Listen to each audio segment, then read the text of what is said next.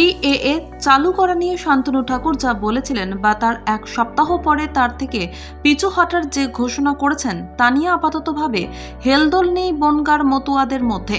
মতুয়া ভক্তদের অনেকেরই দাবি, সংশোধিত নাগরিকত্ব আইন নিয়ে আগেও কেন্দ্রীয় প্রতিমন্ত্রী তথা মতুয়া নেতা শান্তনু প্রতিশ্রুতি দিয়েছিলেন, তাই এখন তার আশ্বাসকে আর তারা গুরুত্ব দিতে চান না।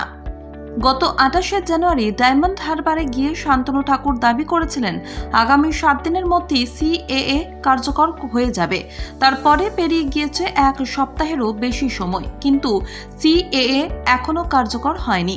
এবার সুর বদলে শান্তনুর দাবি, সিএএ এর রুল ফ্রেমের কাজ প্রায় শেষ, কয়েক মাসের মধ্যেই তা কার্যকর হয়ে যাবে। শনিবার বাগদার কুঠিবাড়ি এলাকায় এক অনুষ্ঠানে শান্তনু বলেন, আমি বলতে চাইছিলাম 7 দিনের মধ্যেই সিএএ এর রুল ফ্রেম হয়ে যাবে। মুখ ফসকে সিএএ কার্যকর হয়ে যাবে বলে ফেলেছিলাম, আর তারপরেই তার আশ্বাস খুব শীঘ্রই সিএএ চালু হবে। সাধারণত মতুয়া ভক্তদের একাংশের দাবি প্রতিশ্রুতি নয়, তারা এখন নাগরিকত্ব পেতে চান।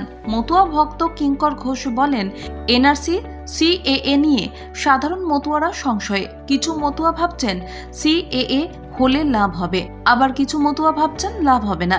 আশাহত হতে হতে মতুয়াদের এখন আর কিছুই মনে হয় না।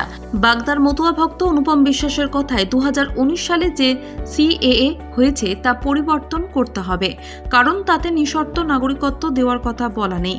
নথিপত্র দিয়ে আবেদনের ভিত্তিতে আমরা নাগরিকত্ব চাই না, ফলে এই সিএএ কার্যকর হওয়া নিয়ে আগ্রহ নেই। সিএএ প্রসঙ্গে তৃণমূল বরাবরই বলে আসছে, মতুয়ারা যখন ভোট দেন ভোটার কার্ড আধার কার্ড আছে, তখন তাদের নতুন করে নাগরিকত্ব নেওয়ার দরকার নেই।